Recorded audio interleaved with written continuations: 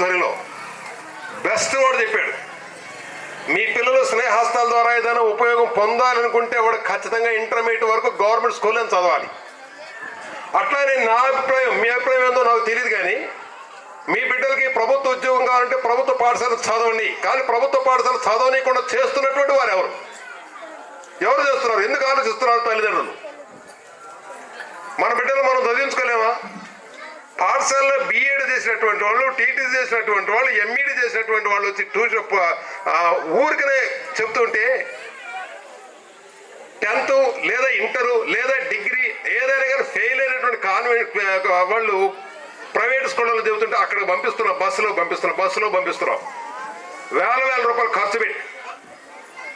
ఇక్కడ మాస్టర్ ఇందాక చెప్పారు, పిల్లోని ఏదైనా ఇట్లంటే 10 మంది ట్రూప్ వస్తుంది. అదే ట్రూపు నువ్వు పిల్లోడిని కాన్వెంట్లో చేర్పిస్తే నువ్వు గేట్లోకి వెళ్తావా? నీ డబ్బులు పోతాయి, నీ పరపతి ఎక్కడ ఉండదు. ఇక్కడైతే మాస్టర్ని ఏదైనా అనొచ్చు.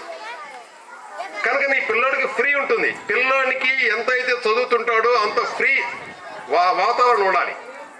స్వేచ్ఛాపూరితమైనటువంటి వాతావరణం ఉంటే పిల్లోడి యొక్క మానసిక ప్రవర్తన అభివృద్ధి చెందుతుంది.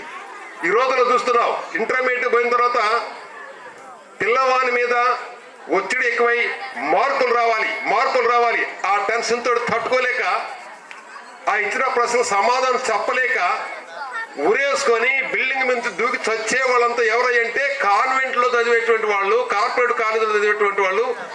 దట్స్ మీన్స్ చైతన్య కావచ్చు, ఇది ఇటువంటి ఎన్నో ఏం కావచ్చు.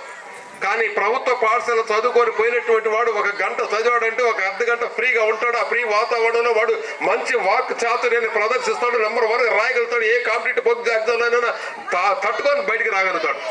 కానీ అలా ఆలోచించే శక్తి కాన్వెంట్లో చదివేటువంటి వాళ్ళకి, కార్పొరేట్ స్కూల్లో చదివేటువంటి వాళ్ళకి, కార్పొరేట్ కాలేజ్ చదివేటువంటి వాళ్ళకి లేదే. మన పిల్లల్ని ఎందుకు ఖర్చు పెట్టుకుంటాం? మన పిల్లలు ఖర్చు అయిపోయింది కాక మన డబ్బు కూడా ఖర్చు అయిపోతుంది. మీకోసం టీచర్ గారు పాపం ఇంత రాత్రి కాలంలో వాళ్ళ స్టాఫ్తో కలిసి ఇంత ఖర్చు పెట్టుకొని ఇంత సాహసం చేసి ఈ ప్రోగ్రాం పెట్టింది కారణం ఏంటంటే ప్రభుత్వ పాఠశాలలు పతనమైపోతున్నాయి. అమ్మా మేల్కోండి, అయ్యా మేల్కోండి, బాబు మేల్కోండి, అన్నలారా మేల్కోండి. మీ పిల్లలు మా కాడికి పంపించండి. మీ పిల్లలు మా కాడికి పంపించి మీ పిల్లవానికి చదువు రాకపోతే ఎందుకు రాలేదు చదువు మమ్మల్ని నిలయండి, నాది బాధ్యతను హామీ ఇస్తున్నారు. మీకు ఆ హామీని మీరు ఎందుకు అందుకోలేకపోతున్నారు? మీరు ఎందుకు ప్రశ్నించలేకపోతున్నారు? మీలో ప్రశ్నించే తత్వం ఉంటే ఖచ్చితంగా చదువు వస్తుంది. మాకెందుకులే, ఆయన టైంకి ఆయన వస్తాడు, ఆయన పాటలే అని చెప్పుకొని పోతాడు, మన పిల్లడు కాన్వెంట్లో పోతున్నాడు అనుకుంటే కొన్నాళ్ళకి ఇక్కడ పాఠశాల అనేది ఉండదు. రాబోయేటువంటి తరంలో ఒక 20 సంవత్సరాల తర్వాత పిల్లలు ఏంటి బిల్డింగ్ అంటే, ఈ బిల్డింగ్ ఇంతకుముందు ఏదో ప్రభుత్వ పాఠశాల ఉండేదట్ట అనేటువంటి విషయాన్ని కూడా మనం వినబోతున్నామేమో. అందుకని ప్రభుత్వ పాఠశాల మనుగడ మీ చేతులు ఉన్నది.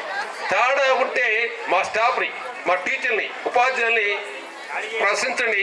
మేము దానికి సిద్ధంగా ఉన్నాం. మీ పిల్లల్ని అక్షరాస్యం చేయడానికి సంసిద్ధులుగా ఉన్నాం. ఉద్యోగం తెప్పించే బాధ్యతలను కూడా మేము నడిపించగలుగుతామని మా టీచర్ల వర్గం తరఫున నేను చెప్తున్నాను. కనుక నాకు ఈ అవకాశాన్ని ఇచ్చినటువంటి టీచర్ గారికి, వేదిక మీద ఇప్పటి వరకు శ్రద్ధగా ఉన్న పెద్దలకు, వేదిక ముందున్నటువంటి మీకు ప్రతి ఒక్కరికి పేరు వరుసలో ధన్యవాదాలు.